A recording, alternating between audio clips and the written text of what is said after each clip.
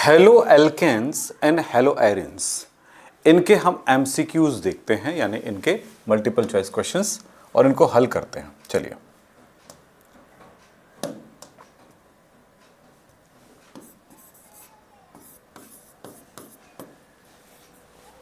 पहला प्रश्न आपके पास है, निम्न में से कौन I2 प्लस NaOH के साथ आइडोफॉर्म परीक्षण देता है। आइडोफॉर्म परीक्षण के लिए जो कंडीशन है वो हमेशा याद रखिएगा, ये टेस्ट देगा अल्कोहल में से, अल्कोहल एक ऐसा अल्कोहल ये टेस्ट देगा जिसमें C पर H, CH3 और OH होगा, वही देगा। यानी ये वाली स्ट्रक्चर होना ही चाहिए, ठीक है। इधर चाहे जो भी लंबी श्रृंखला हो, जैसा भी श्रृंखला हो, चाहे H ही क्यों ना हो, तो यहाँ पर कोई भी चीज़ हो सकती, पर इतनी चीज़ें उसमें होना चाहिए, तभी जाकर के वो ये रिएक्शन देने वाला है। दूसरा, एल्डिहाइड कीटोन में से वो एल्डिहाइड कीटोन देगा जिसमें C double bond O, C double bond O, CH3 होना चाहिए, मतलब इतनी चीज़ें होनी चाहिए। R दोनों में R की जगह पर आप H भी लिख सकते हो, CH3 भी लिख सकते हो, कोई भी कार्बन श्रृंखलाएं लिख सकते हो, पर इतनी चीज़ें होनी चाहिए। यानी ये H भी हो सकता है, ये दोनों ध्यान रखिएगा, मैंने यहाँ पे कंडीशन में लिख दिया। तो जिनमें ये हो कि OH लगा है और एक H है और उस पर CH3, यानी अल्फा CH3, अल्फा हाइड्रोजन, ये होगा। इसमें भी यही बात कहेंगे, तो इसको मिथाइल कीटोन भी कह सकते हैं या एसिटाइल ग्रुप भी कहते हैं इसको। इस ग्रुप को कहा जाता है मिथाइल कीटोन या मिथाइल कीटोन या एसिटाइल ग्रुप।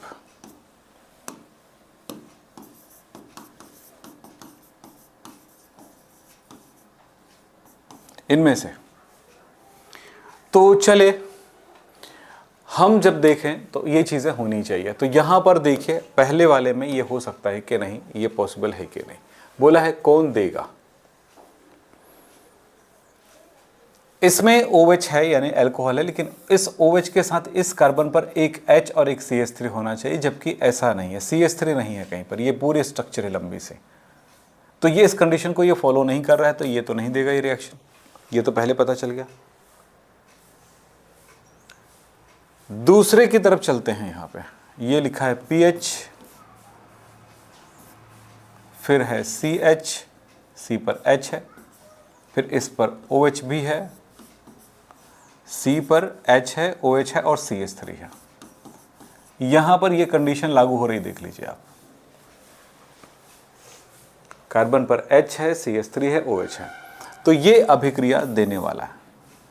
तीसरी बात, ये भी नहीं देगा क्योंकि यहाँ पर C पर 3 F है और ये CO है, तो ये एसिड, ये अभिक्रिया नहीं देती है। ये भी एसिड ही है जो लिखा हुआ है इसके अनुसार, तो ये भी ये अभिक्रिया नहीं देगा। तो अभिक्रिया देने वाला है B। कितने बच्चों का राइट है? जो सिखाया जाता है उसको सीखिए, आंसर क्या है वो मत सीखिए। मैं बार बार बोल चुका हूँ ये बात, ये सिखाया जा रहा है, ये सीखिए। ये सीखेंगे कभी भी पास नहीं हो सकते, हमेशा आप बर्बाद रहेंगे, तो ये सीखिए आप। आगे चलते हैं। गुड मॉर्निंग सब, गुड मॉर्निंग सारे बच्चों को, गुड मॉर्निंग। अब ये प्रश्न है, इथाइल एमीन की CHCl3 के साथ अल्कोहलिक क्षार की उपस्थिति से क्रिया। इथाइल एमीन, हमेशा याद रखें जो नाम है उसका फॉर्मूला क्या है। अगर आपको नहीं बनाने आ रहा है तो आप नहीं कुछ कर पाएंगे, इसके लिए आपको ज़रूरी है कि उसके बारे में पता हो। इथाइल एमीन ये है, क्लोरोफॉर्म है, और अल्कोहलिक क्षार यानी कि इसमें दूसरा पक्ष है क्लोरोफॉर्म CHCl3 और क्षार KOH NaOH जो भी है आपके पास है। इस अभिक्रिया से क्या बनेगा, अब आपको इसको देख करके ये बताने की कौन सी अभिक्रिया है। ये अभिक्रिया का नाम क्या है, कोई बता सकता है? बोलो क्या है, जल्दी बोलो, जिसको भी पता हो। तो इसका नाम होगा पहली बात ही अभिक्रिया है, इसमें सीधा सा मतलब है क्लोरोफॉर्म और KOH रहेगा, तो क्लोरोफॉर्म के तीनों Cl को लेकर निकल गया ये 3 KCl निकल गया। फिर बात आता है 3 बार OH है और एल्कोहलिक है, तो OH एल्कोहलिक का OH जो होता है हमेशा रिएक्टिव होता है, तो वो ऑक्सीजन हाइड्रोजन की मांग करेगा। एक हाइड्रोजन यहाँ से, 2 हाइड्रोजन यहाँ से, तो ये तीनों हाइड्रोजन इन तीनों H के लिए चला गया, OH के चला गया, 3 पानी का मॉलिक्यूल बन गया। अब जो बच गया है हमारे पास सिर्फ इतना बचा है और ये कार्बन बचा है, ये दोनों इतने ही बचे हुए हैं, तो C2H5N और C, C2H5NC कार्बिलेमिन बना। इस रिएक्शन को कार्बिलेमिन रिएक्शन कहते हैं।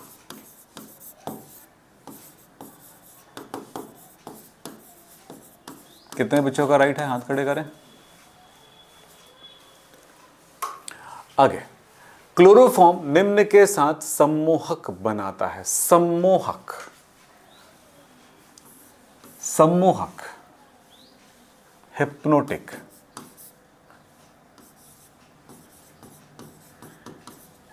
सम्मोहक बनाता है।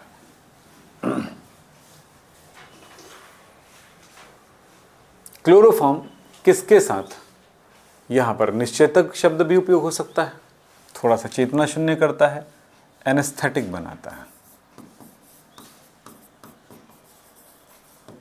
मैंने बताया था कि जब भी क्वेश्चंस करते हैं तो किसी चीज़ को हटाना और किसी चीज़ को रखना बहुत ज़रूरी होता है। फिनॉल के साथ बहुत जहरीला पदार्थ बना लेगा, कोई मतलब नहीं रहेगा इससे। दूसरी बात, मेरे हिसाब से नाइट्रिक अम्ल का भी कोई मतलब नहीं है। अब बच गए 2, एमीन और एसीटोन। एमीन भी इस जगह पे कुछ नहीं कर पाएगा, जबकि एसीटोन एक प्रकार से नशा करने वाला पदार्थ है, तो दोनों मिल करके ये आंसर हो सकता है थर्ड क्वेश्चन का सी ऑप्शन राइट। ये जवाब हुआ आपका। तो ये एक दूसरे से एक इसका विलायक का भी काम करेगा। और एसीटोन का आपको पता होना चाहिए, एसीटोन नेल पॉलिश में रहता है। नेल पॉलिश की जो खुशबू आती है ना तीखा, वो इसी का होता है। घर में कोई स्पेशल पेंट वगैरह स्प्रे पेंट करते हैं कार वगैरह में, तो आपने देखा होगा इसी तरह की स्मेल आते हैं, तो एसीटोन का होता है वो। कुछ चिपकाने वाले पदार्थ आते हैं, उसको भी अगर खोलोगे तो इस तरह का जो नेल पॉलिश जैसे खुशबू आती है, तो वो सभी नेल पॉलिश जैसे खुशबू जो आती है वो पॉलिश का नहीं है, उसके विलायक का है। विलायक के रूप में उपयोग किया जा रहा है एसीटोन। एसीटोन का फॉर्मूला CH3COCH3। अगला प्रश्न हमारा है, एल्काइल हैलाइड पर एल्कोहलिक KOH की क्रिया कहलाती है। एल्काइल हैलाइड RX पर एल्कोहलिक KOH की क्रिया।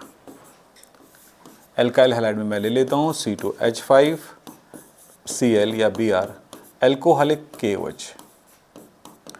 एल्कोहलिक KOH के साथ रिएक्शन करोगे तो K तो Br को लेके चला गया, लेकिन यहां पर OH एक्टिव है तो इसमें से H की डिमांड करेगा, तो ये बना लिया पानी और बच गया C2H4। और C2H4 क्या है, CH2 डबल बॉन्ड CH2, यानी इस अणु से एक Br निकला, एक H निकला। इस अणु से निकला, जुड़ा नहीं, निकला ये सिंगल बॉन्ड से डबल बॉन्ड की तरफ विलोपन अभिक्रिया कहलाती है, एलिमिनेशन रिएक्शन कहलाती है। अणु का निकलना एलिमिनेशन रिएक्शन। इस रिएक्शन में हम इसको शॉर्ट में ऐसा भी लिख सकते हैं, C2H5Br एल्कोहलिक KOH, Br निकल गया, H निकल गया, HBr, एक अणु निकला C2H4, ऐसा भी लिख सकते हैं, विलोपन रिएक्शन। वेस्ट्रोसॉल का अणु सूत्र क्या होगा, यह आपको याद रखने के लिए होता है। वेस्ट्रोसॉल होगा CHCl double bond CCl2, A option इसका राइट है, वेस्ट्रोसॉल। दूसरा ये है वेस्ट्रॉन, ये कहलाता है वेस्ट्रॉन। ये वेस्ट्रोसॉल है, ये वेस्ट्रॉन है।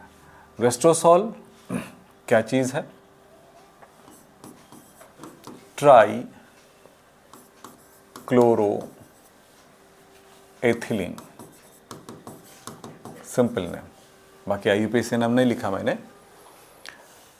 तो वेस्ट्रोसॉल, वेस्ट्रॉन, ये दोनों ही एक अच्छा विलायक होता है, विलायक के रूप में उपयोग किया जाता है। अगला, ये कौन सा नंबर प्रश्न हो गया? 5वां। अगला प्रश्न हमारा है 6वां। फ्रियॉन 12, फ्रियॉन 1,2 का सूत्र क्या होगा? 1 कार्बन की संख्या को दर्शाता है और 2 फ्लोरीन की संख्या दर्शाता है। एक कार्बन पर 2 फ्लोरीन, बाकी जो भी है वो Cl रहेगा। CF2Cl2, ए ऑप्शन याद है, क्लोरोफ्लोरोकार्बन। अगला प्रश्न है सामान्य तापक्रम पर आइडोफॉर्म क्या है? ए ठोस, बी गैस, सी सांद्र विस्कस द्रव और डी है उड़नशील द्रव यानी कि वेपोराइजेबल लिक्विड। क्या है? ठोस। आयोडीन ठोस होता है। फ्लोरीन, क्लोरीन, ब्रोमीन, आयोडीन में ये गैस है, ये दोनों, ये लिक्विड है और ये सॉलिड है। शुष्क ईथर की उपस्थिति में एल्काइल हैलाइड की Mg के साथ अभिक्रिया करके क्या बनाता है? RX की क्रिया, एल्काइल हैलाइड की क्रिया Mg के साथ रिएक्शन करता है ड्राई ईथर की उपस्थिति में, क्या बनाएगा बताओ? क्या बनाएगा? RMgX क्या बनाता है? ग्रिग्नार्ड अभिकर्मक। बी ऑप्शन राइट है। जवाब देते जाइए, सब हम सुनते जा रहे हैं, अपने अपने जवाब, अपनी नॉलेज आप बताते जाइए। प्रश्न नंबर कौन सा आ रहा है? 9वां प्रश्न क्या है? Question, alpha omega die halide है। किसी भी अल्फा ओमेगा डाई हैलाइड को कहा जाता है कि अल्फा मतलब जिस कार्बन पर एल्काइल ग्रुप जुड़ा हुआ है, ओमेगा मतलब एकदम लास्ट में, यानी 2 अलग सिरे पर, 2 भिन्न सिरों पर, 2 भिन्न सिरों पर अगर जुड़ा हो तो इस तरह के डाई हैलाइड को अल्फा ओमेगा हैलाइड कहा जाता है। अब इसमें देखिएगा, Cl इस जगह पे जुड़ा है एक सिरे पर, फिर आगे चलते जा रहे हैं, फिर इसके बाद लास्ट में जुड़ा हुआ है, तो सीधा सीधा मतलब है ए ऑप्शन राइट है। जबकि इसमें पहले कार्बन पर जुड़ा हुआ है और फिर ये दूसरे कार्बन पर जुड़ा है, इस पर जुड़ा है, इस पर जुड़ा है, इसमें कहाँ पहले ही कार्बन पर जुड़ा हुआ है। जेम डाई हैलाइड है, ये क्या कहलाएगा? Gem dihalide. ये क्या कहलाएगा? 2 पड़ोसी कार्बन पर जुड़ा हुआ है, विस डाई हैलाइड। और ये भी पड़ोसी पर जुड़ा हुआ है, एकदम पड़ोसी पे, इस कार्बन पर, तो ये भी क्या कहलाएगा? विस डाई हैलाइड। विस सी 2 पड़ोसी पर जुड़ा होगा तब ये विस कहलाएगा, एक ही पर जुड़ा हो तो जेम कहलाएगा। कौन सा वाला है भाई? ये वाला। एक ही कार्बन पर जुड़ा हो तो जेम कहलाएगा, बात अलग है। तो ये कुछ शब्दों को जानना और पहचानना जरूरी है। अगले प्रश्न की तरफ चलते हैं। निम्न के अतिरिक्त सभी से आइडोफॉर्म बनाया जा सकता है। आइडोफॉर्म वाला क्वेश्चन पहले से शुरू हो रही है और अभी भी वही क्वेश्चन, पहला क्वेश्चन फिर से आपके पास है। तो क्या जवाब आप दे सकते हैं? आंसर बोलिए। जो भी आपने आंसर लगाया है मुझे बता दिया करें, तो कोई परेशानी नहीं है। इतने स्किल के बाद, इतने पढ़ाने के बाद अगर आप लोगों में क्वालिटी नहीं डेवलप होता है तो सीधा सा मतलब है आप स्कूल के भरोसे जी रहे हो और अपनी पढ़ाई हमने जो करा है उस पर नहीं कर रहे हो। सही है? कितने घंटे पढ़ते जो हम पढ़ाते हैं? 1 मिनट नहीं। चलिए साहब, अच्छी बात है। तो भरोसा उस पर नहीं, भरोसा हम पे करिए, आपकी केमिस्ट्री इंप्रूव हो जाएगा। चलिए बताइए क्या होगा। आइडोफॉर्म बनाया जा सकता है, किन से बनाया जा सकता है? ए जो है वो क्या है? ये है मिथाइल, क्या लिखा है, ethyl methyl ketone, CH3CO, ethyl methyl ketone से बनाया जा सकता है। यस, इससे बनाया जा सकता है क्योंकि CH3CO ग्रुप है। बी क्या लिखा हुआ है, आइसोब्यूटाइल अल्कोहल, 1 2 3 4, आइसोब्यूटाइल, ये 4 कार्बन का ब्यूटाइल, इसमें वो गुण नहीं है। अगर इसमें सिर्फ एक हो जाता कि इस जगह पर एक H आ जाता तो ये कर लेता, तो ये नहीं कर पाएगा। सी 3 मिथाइल 2 ब्यूटेनॉल, 1 2 3 4, 2 ब्यूटेनॉल, नॉल 2 पर OH और 3 पर मिथाइल, ये लीजिए, ये संरचना, ये भी नहीं बना सकता। ये क्या लिखा है, ब्यूटेनॉल लिखा है कि नॉन लिखा है, नॉल है। तो ऐसे कंडीशन में तो ये बना सकता है भाई, क्योंकि यहाँ पर ये C पर CH3 है और ये है H, बाकी ये कंडीशन लागू हो चुका है, तो ये बना सकता है। 1 2 3 4, ये बना सकता है। चूँकि अगर ऑल होगा, नॉल होगा, यानी कि ब्यूटेनॉल, नॉल मतलब अल्कोहल है, तब तो ये पॉसिबल है। डी पे देखते हैं, बात करते हैं isopropyl alcohol, 1 2, isopropyl alcohol OH, ये आइसोप्रोपाइल अल्कोहल है। और आइसोप्रोपाइल अल्कोहल भी ये सॉरी मैं क्या लिख रहा हूँ, आइसोप्रोपाइल अल्कोहल ये H है, इसमें CH3 है और ये CH3 है। तो इतना कंडीशन जिसमें भी लागू होगा वो सब बना सकता है, तो ये भी बना सकता है। तो यहाँ पे प्रश्न हो सकता था जो नहीं बना सकता, अच्छा निम्न के अतिरिक्त लिखा है, तो ये भी बना सकता है। तो नहीं बना सकता कौन है, ये नहीं बना सकता, मतलब इसका राइट आंसर कौन सा हुआ, अतिरिक्त, निम्न के अतिरिक्त। ये तीनों बना सकता है, हमने ढूंढ डाला, और ये इसका राइट आंसर है। ठीक, ये बना सकता है, जबकि जो नहीं बना सकता उसको ढूंढना था हमको, ढूंढ लिया हमने। देखा कैसे हमने ढूंढा है, हम तो ये भी अतिरिक्त शब्द पढ़े ही नहीं थे, तो वही कह रहा हूँ, आप में आना चाहिए क्वालिटी।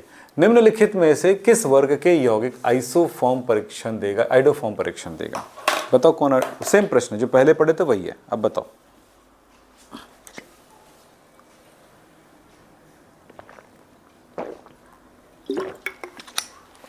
क्या आंसर होगा, पहला सभी प्रकार के अल्कोहल नहीं देता, उसमें खास कंडीशन वाले देते हैं।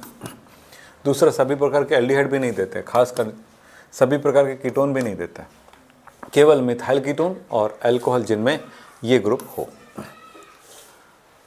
प्रश्न है, आइडोफॉर्म का उपयोग औषधि के रूप में किया जाता है, क्या आंसर होगा। ABCD फटाफट लिखते जाइएगा, क्या आंसर होगा। इस प्रश्न का उत्तर है आइडोफॉर्म का उपयोग औषधि के रूप में किया जाता है, antiseptic, anaesthetic, antipyretic, antibiotic. Antiseptic मतलब इन्फेक्शन ना हो, कहीं पर कट जाए, छिल जाए तो उसके ऊपर अपन सफाई कर दें, धो दें, लगा दें दवाई, इसको बोलते हैं एंटीसेप्टिक। एंटीपायरेटिक, एनेस्थेटिक, एनेस्थेटिक मतलब बेहोश करने के लिए, बेहोशी कारक, निश्चेतक। एंटीपायरेटिक, पायरेटिक मतलब होता है बुखार वाला, एंटीपायरेटिक यानी जिसको बुखार रोकने के लिए। फिर लास्ट लिखा है एंटीबायोटिक, एंटीबायोटिक मतलब सूक्ष्म, हमारे शरीर में संक्रमित सूक्ष्म जीवों को हटाने के लिए एंटीबायोटिक होता है। जितने माइसिटिन वाला जो शब्द आते हैं ना, जैसे कि पैरासीटामोल है ना, इस टाइप की जो चीज़ें आती हैं वो सभी, स्टेप्टोमाइसिन, क्या बोलते हैं, कीटोकोनोजोल, इस टाइप के जो एंटीबायोटिक होते हैं। तो एंटीबायोटिक नहीं है ये, क्योंकि एंटीबायोटिक को किसी सूक्ष्म जीव द्वारा प्राप्त करते हैं, ऐसे नहीं मिलता है वो दवाई। ये बुखार नहीं ख़त्म करता है, ये बेहोश नहीं करता है, ये एंटीसेप्टिक करता है। गाँवों में कटे जगहों पर लगाने के लिए इसका उपयोग किया जाता है। अगला प्रश्न है, ग्रोव विधि का उपयोग किया जाता है। ग्रोव विधि, जिसको कई लोग ग्रीव विधि भी कहते हैं, ये कौन सा होगा, किसके लिए किया जाता है। तो ये ABCD, ethyl chloride, ethyl bromide, ethyl fluoride, ethyl iodide. Grove विधि का उपयोग किया जाता है इसके निर्माण में, इथाइल क्लोराइड से रिलेटेड। अगला प्रश्न है, जब सिल्वर प्रोपियोनेट का I2 के साथ उपचार किया जाता है तो मुख्य उत्पाद होगा। सिल्वर प्रोपियोनेट, अब प्रोपियोनेट मतलब 3 कार्बन, CH3, CH2 H2COOAg का आयोडीन के साथ उपचार किया जाता है, I2 के साथ उपचार किया जाता है, तो कौन सा उत्पाद मिलने वाला है? ट्राई करते हैं। AgI, ये तो दिख ही रहा है। दूसरा मेरे हिसाब से CO2 निकल जाना चाहिए। फिर ये I एक बचा हुआ है, C2H5I बन जाना चाहिए। यानी यहाँ पर आयोडोइथेन लिखा हुआ है, आयोडोइथेन, यानी A ऑप्शन होना चाहिए। ऐसे रिएक्शन देखने से लगता है। कौन सा नंबर? 14 नंबर। 14 नंबर में ऐसा होना चाहिए। ठीक है, हो गया। तो इसका आंसर क्या हो गया? ये A आयोडोइथेन। ये हुंस-डिकर बोरोडिन अभिक्रिया जैसा है। हुंस-डिकर बोरोडिन रिएक्शन में क्या होता है? CH3 CH2 COOAg, उसमें हमने रिएक्शन कराया ब्रोमीन के साथ, तो Br HeBr, हम उसी रिएक्शन का यूज कर रहे हैं। CO2 प्लस C2H5Br, ये हुंस-डिकर बोरोडिन रिएक्शन है।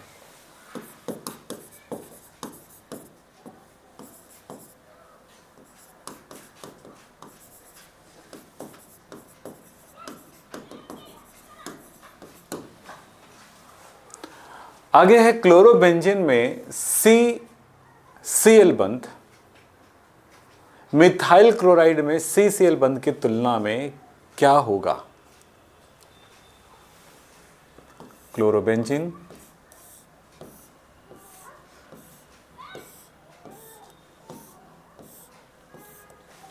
मिथाइल क्लोराइड,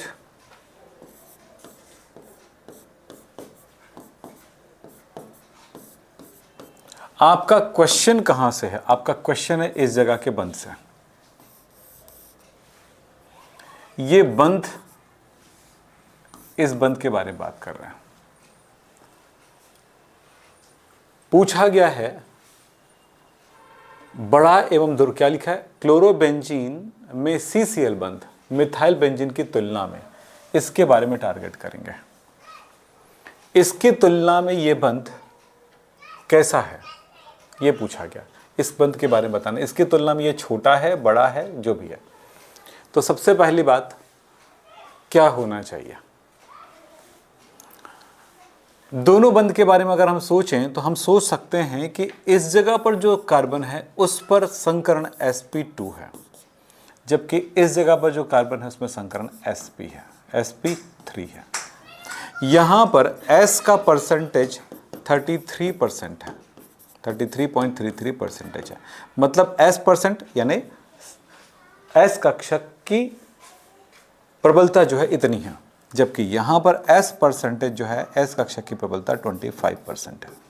परसेंटेज निकालना आप सीख चुके हो। अब तो s कक्षक जितना ज्यादा प्रभावी होगा उतना ही ज्यादा वो छोटा होगा, क्योंकि s कक्षक गोलाकार छोटा सा होता है, जबकि p कक्षक बड़ा होता है, डंबलाकार होता है। तो ये परसेंट जितना ज़्यादा रहेगा वो उतना ही छोटा होगा। तो यहाँ पर इसकी परसेंटेज ज़्यादा है, देख लो आप इससे, तो ये छोटा होगा। और जो छोटा होता है वो प्रबल होता है, प्रबल बंधन होता है। तो यहाँ पर जवाब है कि ये, इसका ये बंधन छोटा है और प्रबल है। आंसर क्या होगा? सी।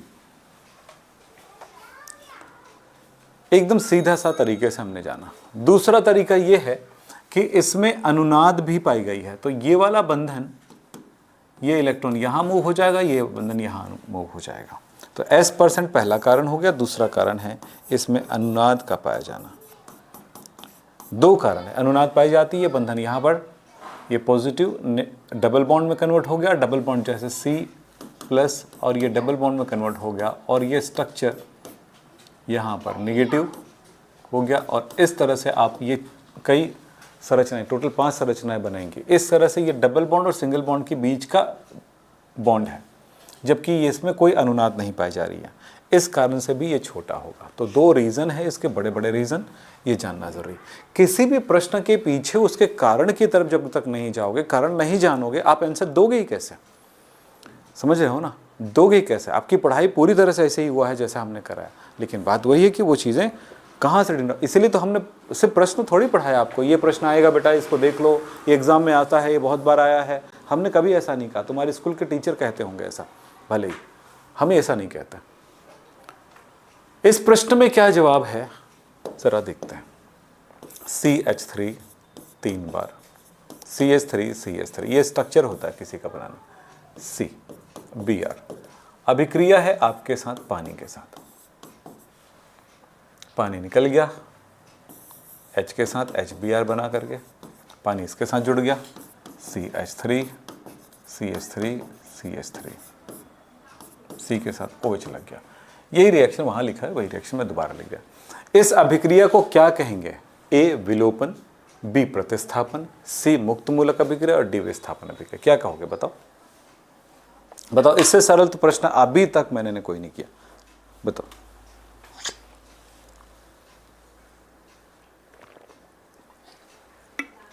क्या हुआ?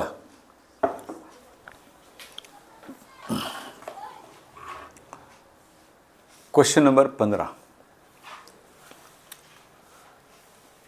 साफ दिखाई दे रहा है कि Br को हटा करके OH जुड़ गया है। और क्या बोलूंगा भैया, ऐसे अभिक्रियाओं को कहा जाता है प्रतिस्थापन अभिक्रिया। बी। अगला प्रश्न है 17 निम्न श्रृंखला में Z क्या होगा? निम्न श्रृंखला में Z क्या होगा? Z वो लास्ट वाला क्या होगा? हमने अल्कोहलिक KOH के साथ इनका रिएक्शन कराया तो अभी देखे थे, ये विलोपन अभिक्रिया यहां पे देखने को मिलेगा। क्या मिलेगा? K निकल गया I के साथ, KI निकल गया, विलोपन अभिक्रिया, KI निकल गया। मैं साफ साफ लिख देता हूं, चलिए यहां पे C2H5I KOH एल्कोहलिक से रिएक्शन करता है, K और I निकल गया, प्लस बच गया OH। OH अब एल्कोहलिक होता है तो एक्टिव होगा, तो ये पानी बन के निकल गया, इसका H और यह, तो बन गया हमारे पास C2H4। C2H4 जो है एथिलीन है, ये बन गया X। हमने X को आगे की रिएक्शन में लगाया, वो है Br2 से रिएक्शन, डबल बॉन्ड है, जुड़ जाएगा। यहां पर हुआ विलोपन, यहां पर होगा योगात्मक अभिक्रिया। डबल बॉन्ड पर कोई अणु जुड़ता है तो उसको योगात्मक अभिक्रिया कहते हैं। दोनों पर H, Br और ये Br, ये बन गया Y। अगला रिएक्शन क्या कहता है? जिंक पोटेशियम KCN के साथ रिएक्शन, CH2CH2 Br लगा हुआ है, Br लगा हुआ है, हमने प्राप्त कर लिया था Y। अब इसकी अभिक्रिया KCN के साथ कराते हैं तो KCN, K हमेशा Br के साथ रिएक्शन करता है, 2 बार Br है तो 2 बार, तो 2 बार KBr निकल गया, प्लस बच गया CN, इन दोनों जगहों पर जुड़ जाएगा CH2 CH2 CN CN। इस तरह से हमारे पास ये कंपाउंड बन जाएगा। ऐसा कहीं पे है, चेक कर लो। A नहीं है, B में यहाँ डबल बॉन्ड आ ही नहीं सकता है, CH2, C 2H लगा हुआ है, एक CN जुड़ा हुआ है, एक ही संयोजकता बची हुई है, तो ये CN, तो ऐसा ही होगा। तो ये गलती से लिखा हुआ है डबल बॉन्ड, सिंगल बॉन्ड ही होगा इस जगह पर। B option right. SN2 अभिक्रिया के लिए निम्न एल्किल हैलाइडों की क्रियाशीलता का क्रम है। SN2 अभिक्रिया हो या SN1 अभिक्रियाएं हो, दोनों ही अभिक्रियाओं में एल्किल हैलाइड जो रिएक्शन करता है, एल्किल हैलाइड की अभिक्रिया RCl RI RF जो भी है एल्किल हैलाइड, इसमें एक ज़रूरी बात यह है कि चलो मैं मान लेता हूं CH3F है। ये बंधन, इनकी विद्युत ऋणात्मकता उच्च होने की वजह से इनकी जो बंधन है बंध प्रबलता अधिक होगी।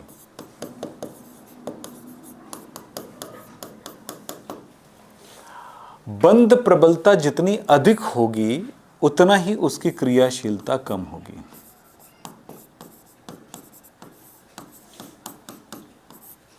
तो सीधा सा मतलब है कि RF की क्रियाशीलता कम है, उससे अधिक RCl का होगा, उससे अधिक RBr का होगा, उससे अधिक RI का होगा, क्योंकि यहाँ पर बंध प्रबलता कम है और इस तरह से क्रियाशीलता अधिक होगा। तो क्रियाशीलता में जवाब है कि बंध प्रबलता में जवाब है? जवाब है क्रियाशीलता का क्रम। सबसे अधिक क्रियाशीलता RI का होगा, RF का सबसे कम होगा। RI ज़्यादा, फिर कम, फिर कम। ये संकेत को सब पहचानते हो ना। क्वेश्चन नंबर 19 की तरफ चलते हैं और यह है निम्नलिखित में से किस, अच्छा इसका आंसर तो हो गया, निम्न में से किस यौगिक में कार्बन हैलोजन बंध प्रबल होगा? अब भी जवाब दिया था, अब जवाब दे दीजिए। चलो क्या होगा आंसर, बोलो। अभी तो जवाब दिया था क्या, बोलो बोलो।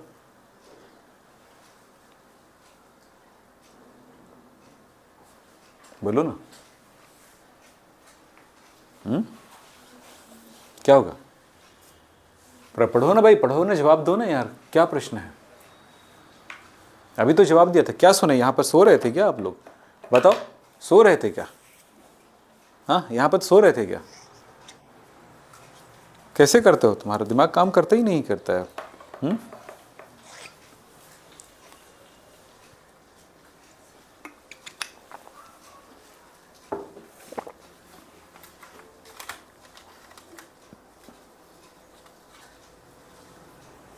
हो गया, बोलो।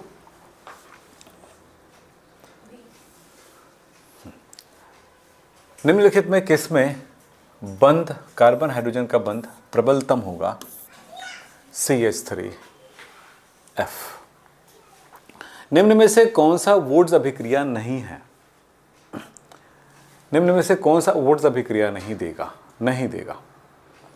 वुड्स अभिक्रिया में होता यह है कि RX की क्रिया सोडियम धातु से कराते हैं और सोडियम धातु X को लेकर के NaX बनाता है और R जो बचता है वो R2 के रूप में निकल जाता है। ये रिएक्शन है। यहाँ पर X होता है, यहाँ पर X होता है क्लोरीन, ब्रोमीन, आयोडीन, यानी कि F जो है ये अभिक्रिया नहीं देगा। ए, फ्लोराइड ये अभिक्रिया नहीं देती है। अगला प्रश्न है हमारे पास, टेफ्लॉन का एकलक क्या होगा? टेफ्लॉन का एकलक इनमें से कौन सा होगा? ए है CFNF, ऐसा लिखा है, जैसा लिखा मैं वही बोल रहा हूँ। बी है CF2CF3, सी है CF2 डबल बॉन्ड CF2, सी है, डी है HF2। अब पता नहीं क्या राइट लिखा है क्या गलत लिखा है वो अलग बात है, लेकिन जो भी लिखा है मैं आपके सामने रख दिया। उसमें पूछा गया है फ्रियोन गैस का एकलक, सॉरी कौन सा है? टेफ्लॉन एक पॉलीमर है, आप जानते होंगे, एक तरह का प्लास्टिक है, उसका एकलक कौन सा होगा? बताते जाइए।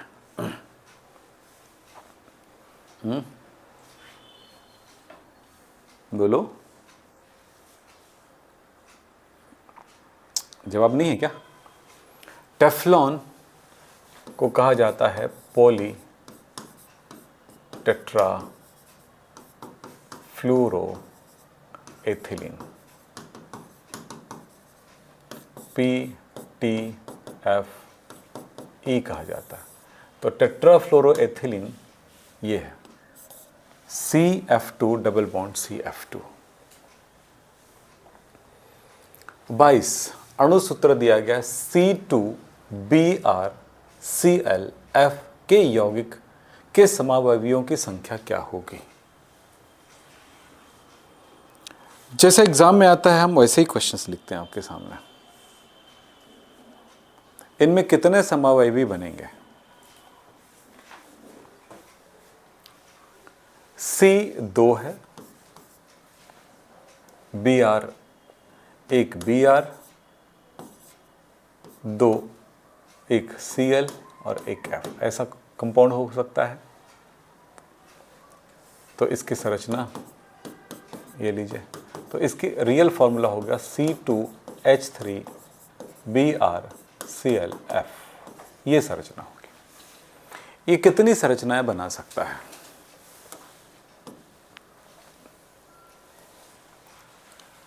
अगर हम इसे देखें, एक तो ये दिख रहा है कि एक कार्बन पर Br है, दूसरे कार्बन पर ये दोनों है।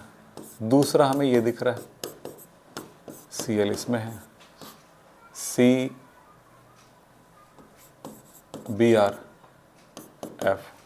तीसरा हमें ये दिख रहा है FBrCl। ये 3 संरचना हमें दिखाई दे रही है, मतलब एक कार्बन पर एक संरचना, बाकी 2 बचा हुआ। आप उल्टा भी लिख सकते थे। इन संरचनाओं में हम एक संरूपण की भी बात कर सकते हैं कि ये घूम जाए, ट्विस्ट हो जाए तो क्या दिखेगा। HCHBr, संरूपण भी देखने को मिलेगा FClH। तो इनके संरूपी संरचना भी मिलेंगे, तो इसका भी एक और मिलेगा, इसका भी एक मिलेगा, यानी टोटल 6 संरचनाएं हमें नजर आती हैं। 6 समावयवी। इन्होंने नहीं बोला कि ज्यामितीय समावयवी बताइए, हमें बोला है ज्यामितीय समावयवी। सिर्फ हमें तो 3 नजर आ रहे हैं, लेकिन इसके अगर हम त्रिविम समानता को भी जोड़ दें 3, तो हमारे पास हो जाता है टोटल 6 समावयवी बोला है इसने। अगले प्रश्न की तरफ है। प्रश्न है आइसोप्रोपाइल क्लोराइड का जल अपघटन की क्रियाविधि होता है SN1 SN2, ना तो SN1 ना ही SN2, SN1 तथा SN2 दोनों।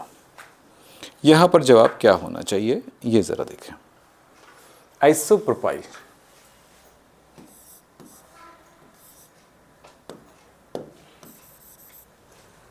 क्लोराइड,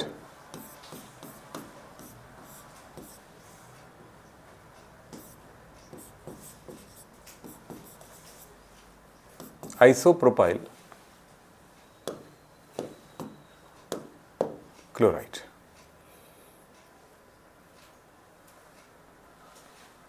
ये होगा। इस जगह पर देखें तो ये सेकेंडरी कार्बन है, और सेकेंडरी कार्बन हमने पढ़ा है SN1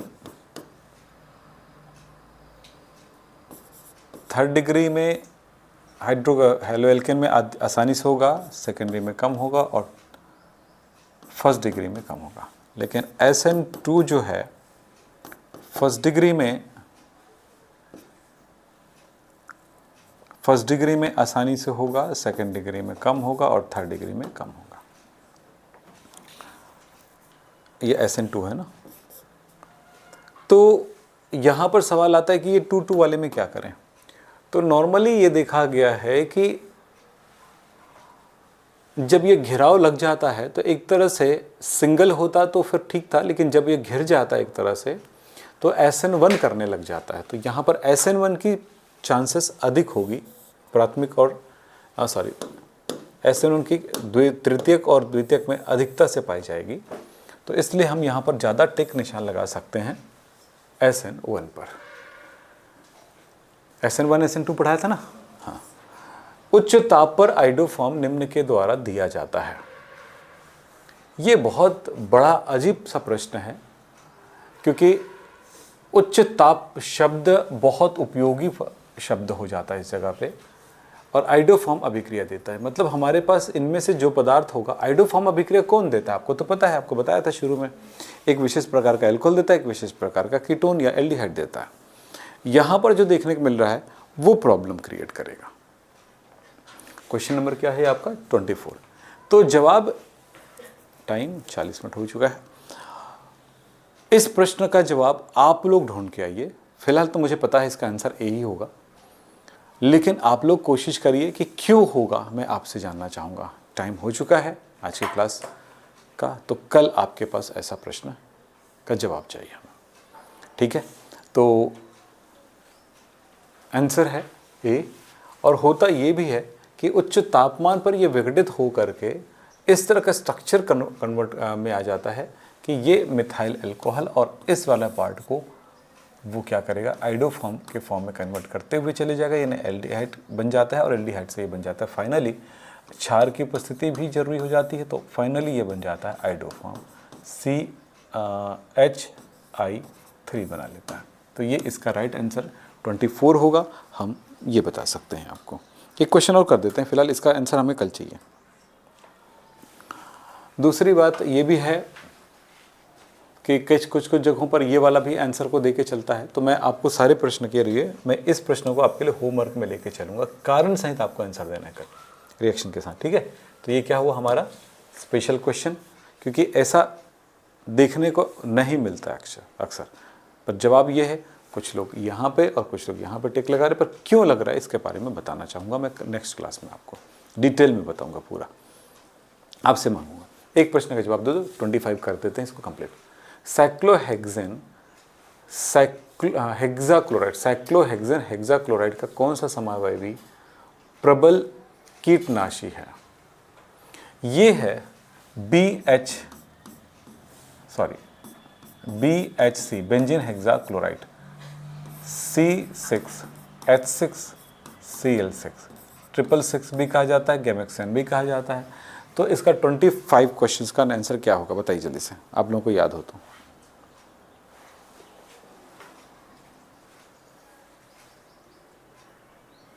प्रबल कीटनाशक के रूप में अल्फा, बीटा, गामा को लिया जाता है।